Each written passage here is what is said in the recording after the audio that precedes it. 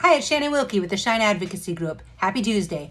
Today we want to talk about evaluations. We've been kind of having an ongoing series on evaluations, and today we're going to talk about social emotional behavioral. We get asked by parents often, how do we find out if our student has ADHD, autism, anxiety, depression?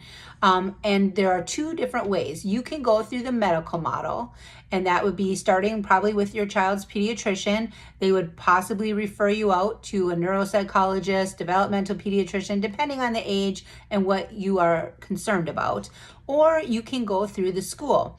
It is your right to request evaluations under something called Child Find or Child Study through your school district, if you're in a public school or a public charter, if you suspect that your child has a disability or learning difference that is affecting them at school, they're functioning at school. So especially if a teacher is telling you your child's having difficulty keeping their hands to themselves, focusing, completing work, they are not attending to the tasks, they are not able to follow through with multitask instructions, or if they have anxiety to even get out of the car. I hear that so often where the student is unable to get out of the vehicle in the morning because they have such big school-based anxiety.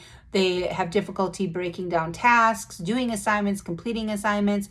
So these are all concerns that educationally affect functioning.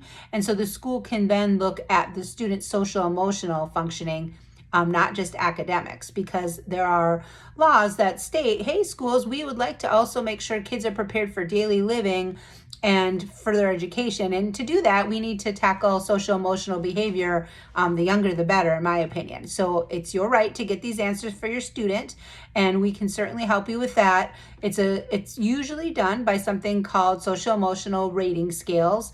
The parent would fill them out, the teacher would fill them out, the student would fill them out, and they're similar to what a pediatrician may be able to do as well. So those are two different options for you. We're asked often how students can get answers, and those are the two options. So if you go through the school, it's a formal process, and then it would result in a meeting to determine if your student would qualify for services at school. If you go through the medical route and get answers that way, you would need to present that to the school, and then they would have the same meeting to determine if the student would qualify for services at school.